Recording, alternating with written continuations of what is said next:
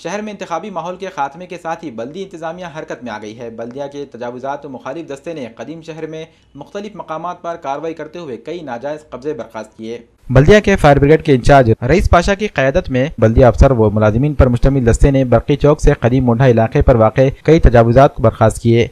खुसूसन मक्का मस्जिद की तंग गलियों में मस्जिद की दीवार से मुतसिल गाड़ियों को हटाया गया। बहुत से कारोबारियों का साजो सामान और तिजारती माल जब्त किया गया। रईस पाशा ने मीडिया से गुफ्तगू करते हुए बताया कि तजावुजात मुखालिफ मुहिम आगे भी जारी रहेगी। अगले मरहले में दिगरू नाका समेत कदीम शहर के मजीद मकामात पर कार्रवाई की जाएगी। रईस पाशा ने कारोबारियों से अपील की कि वो मुनासिब मकामात पर ही अपनी दुकानें और गाड़े लगाएं, आवाम को कोई तकलीफ ना दें। इस कार्रवाई के दौरान पुलिस का माकूल बंदोबस्त रखा गया। आज हमने सुबह 8 बजे से लेके बर्फी चौक से लेके हबीब टाकीज़ और मोंडे तक जाके पूरा जितना रोड पे फुटपाथ पे अतिक्रमण है वो निकालने की कार्रवाई अतिक्रमण विभाग की तरफ से चालू हो गया है। मैं दुकानदारों को, गाड़ी वालों को यही कहना चाहता हूँ कि लोगों को तकलीफ नहीं देते हुए आप अपना कारोबार करेंगे।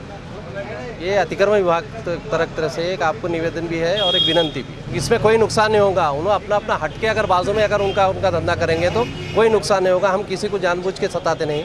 लोगों को जाने को तकलीफ होती है, औरतें बच्चे रोड से चल नहीं सकते, रोड से धक्के लगते हैं, ऑटो के धक्के लगते हैं, एक्सीडेंट होते हैं, इसलिए ये कार्रवाई की जाती है। देगलू नाका भी करना है हमें, आपका उर्दू घर के पास भी और ज़्यादा अभी भी हो गया है, मनेर गली हो गया, ये चौक का एरिया सराफा एरिया है, इसके बाद श्रीनगर आ जाएगा। नांदेड़ शहर में जहाँ भी होगा है और हम करेंगे। हर 2 दिन 3 दिन को सुबह और शाम में करें। कार्रवाई ज़रूर की जाएगी, उनको दंड लिया जाएगा, उनका सामान जब्त किया जाएगा।